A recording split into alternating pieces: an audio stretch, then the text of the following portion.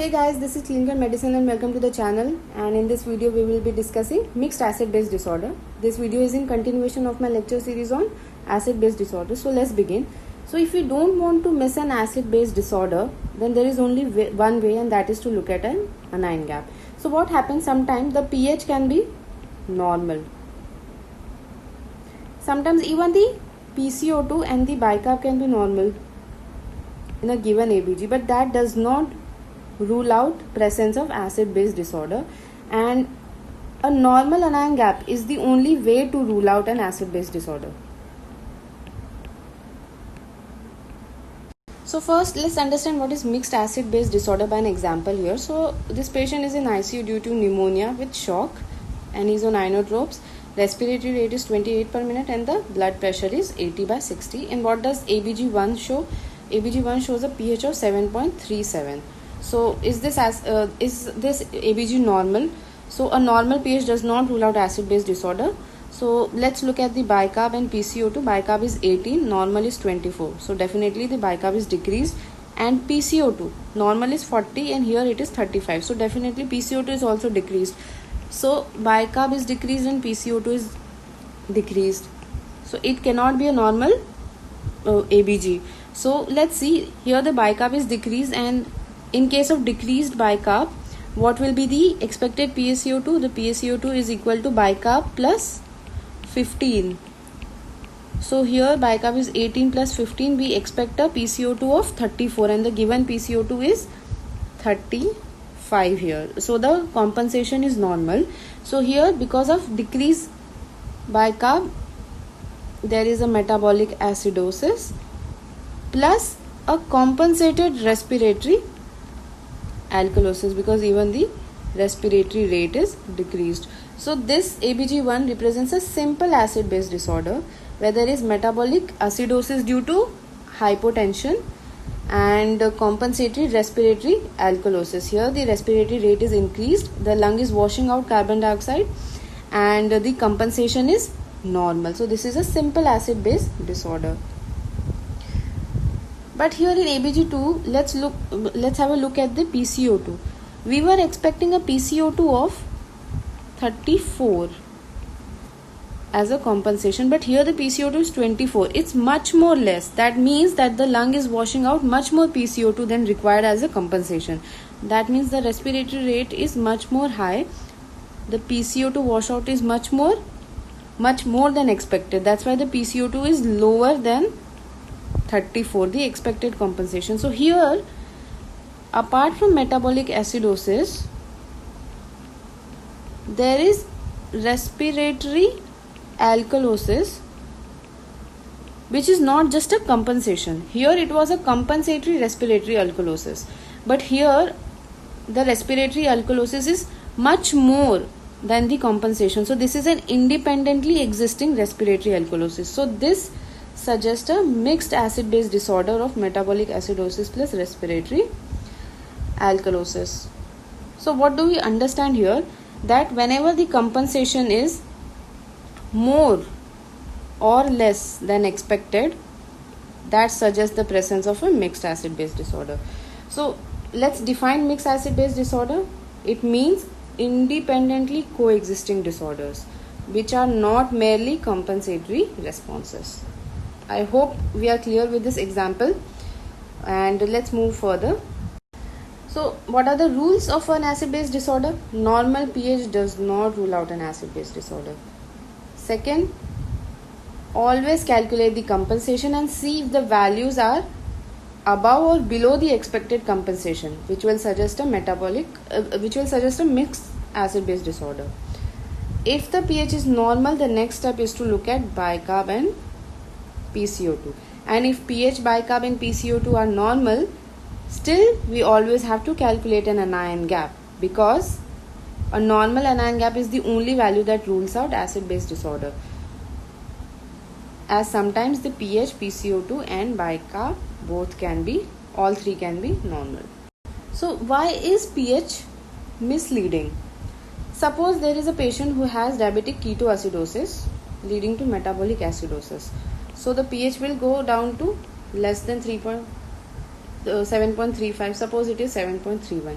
But now if this patient has a concomitant pneumonia, now pneumonia will lead to respiratory alkalosis. So this pH that has decreased due to metabolic acidosis will come back to normal 7.4 due to respiratory alkalosis. So if we look only at the pH, then we are at a high chance of going wrong. Similarly, if a patient of DK due to metabolic acidosis can develop even vomiting, and we know that vomiting leads to alkalosis, so then also pH can become normal because this metabolic acidosis will be hidden by metabolic alkalosis. And similarly, in salicylate poisoning, we know that salicylate poisoning can cause high anion gap metabolic acidosis, plus it can stimulate the respiratory centers and lead to increased respiratory rate and cause respiratory alkalosis. So that's why pH is misleading. Let's understand two examples here. In example 1, patient of chronic smoking with heart failure on diuretics has presented with complaint of shortness of breath. Let's look at pH. Oh, it's normal. Let's look at PCO2. It is raised. Bicarb, this is also raised. And this is the electrolytes. So definitely there is some acid base disorder, and let's look here. PCO2 is raised. Whenever PCO2 is raised, the pH will decrease, we know. So there is a presence of respiratory acidosis, and there is also the bicarb is also increased. So whenever the bicarb increases, pH increases. That leads to alkalosis, that is metabolic. So metabolic alkalosis. So this ABG is normal, the pH is normal here, but the patient has respiratory acidosis plus metabolic alkalosis. So yeah, what is the anion gap here? The anion gap will be around 10. So the anion gap is normal, but the PCO2 and bicarb is increased here. So definitely there is presence of respiratory acidosis plus metabolic alkalosis in this example. And why is there a respiratory acidosis? Because the patient is a chronic smoker, so might have a chronic obstructive pulmonary disease. Why the patient is having metabolic alkalosis? Because the patient is a case of heart failure on diuretics, and we know that diuretics can lead to metabolic alkalosis by causing hypokalemia, by causing chloride deficiency. So now, second example, a patient of chronic kidney disease. We know that uremia leads to high anion gap metabolic acidosis. So this is a patient of CKD who has presented with complaint of vomiting. Let's look at the pH. So the pH is normal. What is the next step? We'll look at the PCO2 and the bicarb. Oh, they both are normal. So what is the third and the final step? The final step is to look at anion gap. What is the anion gap here? The anion gap here will be 20. So definitely there is a presence of high anion gap metabolic acidosis. And whenever we find high anion gap metabolic acidosis or any metabolic acidosis, the next step is to look for a delta gap. I have discussed this in short in my previous lecture video, but I'll be discussing more about this in this video. So delta gap, we have to calculate the delta gap. So but in this example we understand that a normal pH and a normal bicarb and PCO2, they do not rule out an acid base disorder. What we have to do is we have to look for an anion gap and see whether it is normal or not. Now let's understand the concept of delta gap, and this is a very important concept and sometimes it is very confusing. So let's understand this by a simple phenomena, that whatever is the increase in anion gap, similar is the decrease in bicarb. So if the anion gap increases by 1 millimole, the bicarb will decrease by 1 millimole.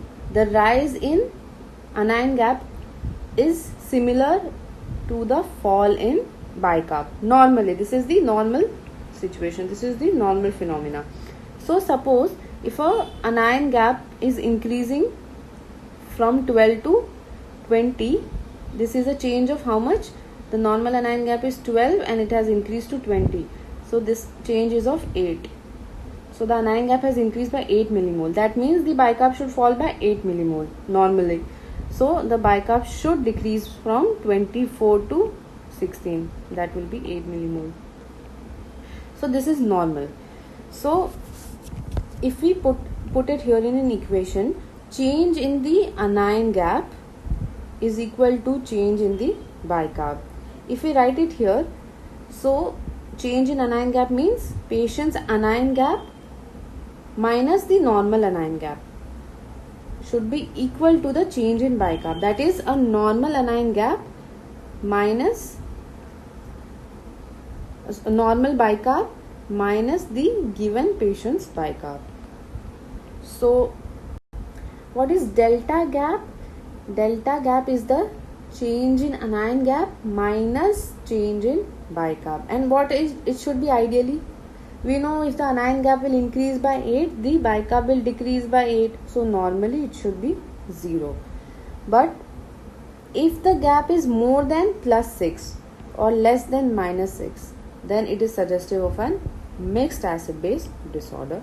Let's remember this number: more than +6 or less than -6.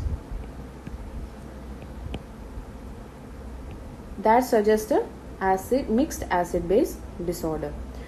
We also come across a term delta ratio. That is nothing. Delta gap is this subtraction between anion gap and between change in anion gap and change in bicarb. If we divide the change in anion gap by change in bicarb, that is called as delta gap, and I have covered the delta gap in my previous lecture video on approach to metabolic acidosis. And here this is a simpler way of understanding the concept of delta gap and calculating delta gap. The clinical implications of both are the same, so we can do it by any way. Either we can calculate the delta ratio, and I have shown how to apply that in my previous video, and in this video I will show how to calculate the delta gap and how to apply the delta gap concept in solving the cases. So we know that more than +6 or less than -6 is abnormal and suggests a mixed acid base disorder. Now suppose if the delta gap is positive, it's more than +6. What does that mean? We know that the delta gap is change in anion gap minus change in bicarb. So if the delta gap is more than +6, that means change in anion gap is much more than the change in bicarb, right? If the delta gap is positive, if it's more, that means that the change in anion gap is more than the change in bicarb. Then only the value is coming positive, then only the value is coming more than +6, right? If this is more than this, right? So the change in anion gap is more than the change in bicarb. What is change in bicarb? Change in bicarb is normal bicarb minus patient's bicarb, right? 25 minus whatever is the patient's bicarb. So that when the change in bicarb is less, when will the change in bicarb be less? If this is more, if the patient's bicarb is more. Or let's understand by this way: the anion gap is increasing, so there should be a fall in bicarb, right? But why is the bicarb not decreasing? When does the bicarb not decrease? When does the bicarb increase in the body? It increases when there is metabolic alkalosis. So probably this patient is having metabolic acidosis that is leading to a high anion gap. But there is some underlying additional problem that is leading to an increase in bicarb. And that's why the bicarb is not decreasing to the extent that was expected. So that makes us understand the concept of increase in the bicarb of more than +6 means there is metabolic acidosis plus concomitant metabolic alkalosis. So let's take an example to make it more clear. So a patient of CKD is presented with complaint of multiple episodes of vomiting. Let's look at the pH here. The pH is normal, right? Let's look at the bicarb, and we have gone through this example in the previous slide. The bicarb is 25 and the PCO2 is 40, so they are also normal. But let's look at the anion gap. What is the anion gap here? It is 140 minus. The anion gap here is 20. So what will be the change in anion gap? The change in anion gap will be 20 minus, this is the patient's anion gap, right? So 20 minus normal anion gap, which is 12. So the anion gap here is plus 8. Now let's look at the change in bicarb. What is the change in bicarb? The change in bicarb is 25, that is the normal bicarb, minus patient's bicarb. The patient bicarb here is 25. So this is 0. So the change in anion gap is much more than the change in bicarb, right? So that means that there is metabolic acidosis plus metabolic alkalosis as well, due to vomiting, and that has led to a positive delta gap. Normally what should have happened? With increase in the anion gap, the bicarb should have decreased. Look at the bicarb here. The bicarb should have decreased. There is metabolic acidosis, high anion gap, metabolic acidosis, but why did the bicarb not decrease? Why is the change only 0? It did not decrease because there was also presence of vomiting. Due to vomiting and loss of H plus in the gastric secretion, there was addition of bicarb into the body, and that's why the bicarb was still 24 even when there was metabolic acidosis, and that signifies the presence of a mixed acid base disorder that can be learned by understanding the concept of delta gap and anion gap. Now let's understand the another spectrum of this delta gap. What if the delta gap is less than -6? So we know that delta gap is the change between anion gap minus the change in bicarb. So when it is less than -6, that means that the change in bicarb is much more than the change in anion gap, right? That's why the value is negative. The bicarb is changing much more than the anion gap, right? The change in bicarb is much more than the change in anion gap. So here, that means if the anion gap is increased from 12 to 22 by 10, the bicarb should have decreased by 10. That means from 24 it should have become 14.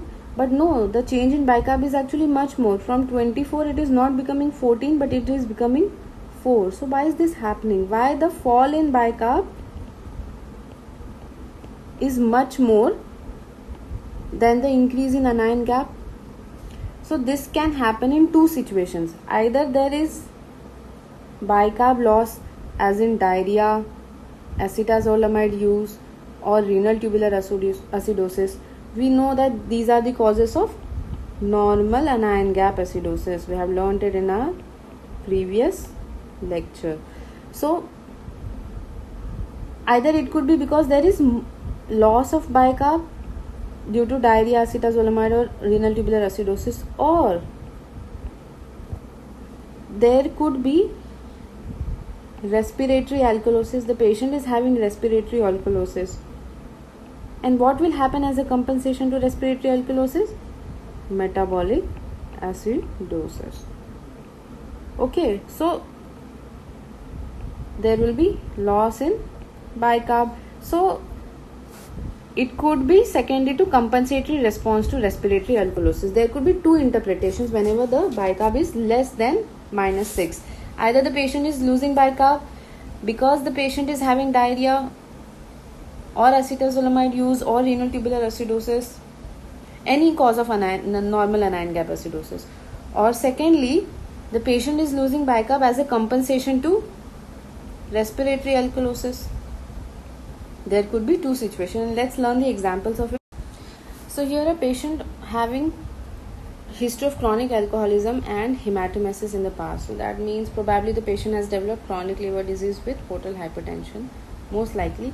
And now the patient has presented with abdominal pain, tenderness and vomiting. Let's look at the pH. That is normal, but the bicarb is reduced and the PCO2 is reduced. So bicarb is decreased, so that will lead to metabolic acidosis, and PCO2 is reduced, so that will lead to respiratory alkalosis.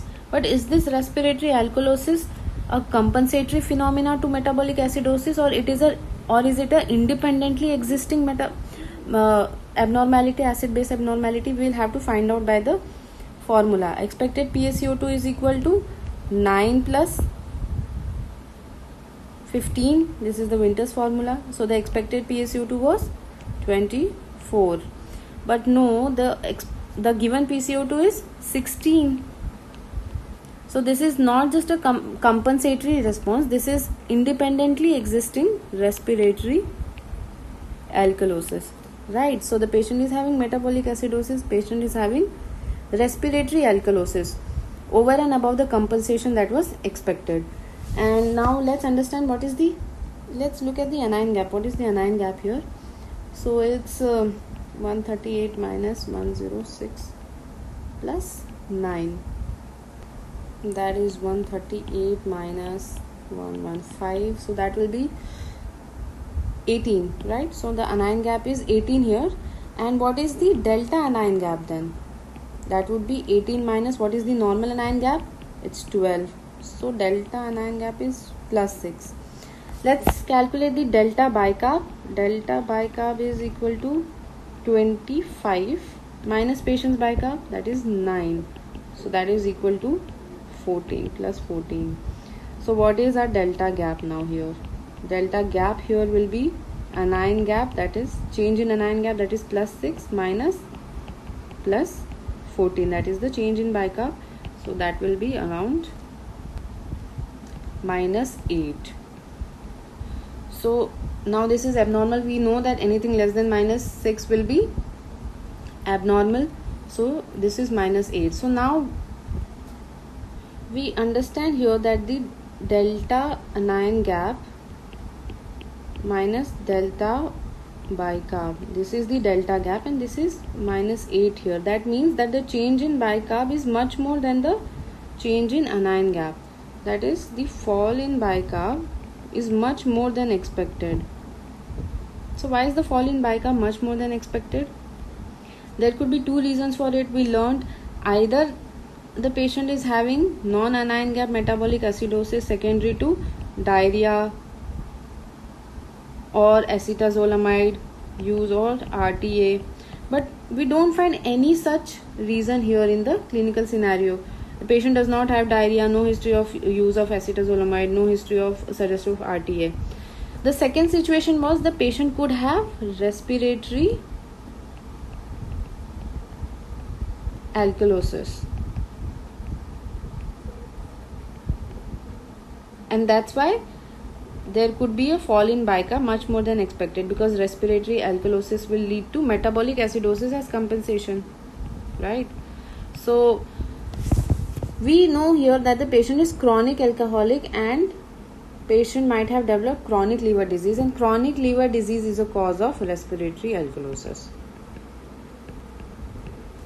We also see here that the patient is having respiratory alkalosis because the PCO2 is much less than expected. So this is an example of mixed acid base disorder where there is high anion gap metabolic acidosis due to alcoholic ketoacidosis. The patient has presented with, patient known case of alcoholism presented with abdominal pain, tenderness and vomiting with an anion gap of 18, which is raised. So this is high anion gap due to alcoholic ketoacidosis, plus there is respiratory alkalosis that has led to a negative delta gap. Let's look at another example. A patient with 3 days history of multiple episodes of loose stools now presented with decreased urine output with cold peripheries. The BP is 60 by 40 millimeter of mercury and the heart rate is 130 per minute. So let's look at the ABG. So there is acidosis 7.2. There is acidosis, and which kind? Metabolic or respiratory? The bicarb is also reduced. So this is metabolic acidosis, right? And what should be the expected PCO2? It should be 10 plus 15, so it should be around 25. The compensation expected PCO2 should be 25. What is the given PCO2? 25. So here it is. By now we understand this is metabolic acidosis. Secondary to the patient is in shock. Here we have two causes. There is shock also and there is diarrhea also. Shock can lead to lactic acidosis, high anion gap metabolic acidosis, and diarrhea can lead to normal anion gap metabolic acidosis. So we have two causes of metabolic acidosis in this case, and the patient has compensated respiratory alkalosis, right? Now let's look at the anion gap. What is the anion gap? So it's 135 minus 110 plus 10. So the anion gap here is 15. What is the delta anion gap? It's 15 minus 12. So that's 3. Let's look at the change in bicarb. The change in bicarb will be 25 minus 10. So that's equal to plus 15. So if we take the delta gap here, how much is the delta gap? Delta gap will be 3 minus plus 15. That will be minus 12. So we understand that the change in bicarb is much more than the change in anion gap, or we understand that the fall in bicarb is much more than the fall in anion gap. So why is the bicarb falling so much? We understand that there are two causes. In the previous, either it could be non-anion gap metabolic acidosis or it could be respiratory alkalosis. So here the patient is having diarrhea as well, and we know that diarrhea can lead to a loss of bicarb. So that's why the fall in bicarb is much more than it was expected for the rise in anion gap. So this is a mixed acid base disorder having high anion gap metabolic acidosis plus normal anion gap metabolic acidosis. So even the two main causes of metabolic acidosis can actually coexist with each other, and that will be revealed only by a negative delta gap. So I hope by these two examples I was able to make it clear the difference. So the moral of the story, long story cut short, do not get misled by normal pH. Always after a normal pH, look at the bicarb and PCO2. Even if the PCO2, bicarb and pH are normal, still calculate the anion gap. Normal anion gap is the only way to rule out an acid-base disorder in the presence of a normal pH, bicarb and PCO2. Okay, and compare anion gap with delta gap to rule out a coexisting non-anion gap metabolic acidosis plus high anion gap metabolic acidosis. We learned the examples to find out the coexisting high anion gap metabolic acidosis plus metabolic alkalosis, and third, to find out the coexisting high anion gap metabolic acidosis plus respiratory alkalosis. So delta gap can help us in understanding the coexisting mixed acid base disorders of these three kind. And by this we come to the end of this video, and I hope that I was able to make it easier, less difficult for you people, and thank you for watching. Please like it, share it with your friends, subscribe it for more such videos, and please also give your suggestions in the comment box below, whether this video and the other videos helped you solve the questions in the NEET papers that come, and also give suggestions on what are the other topics that you want me to make videos in. And I hope that you found this video useful, and I'll see you in the next video. So thank you and take care.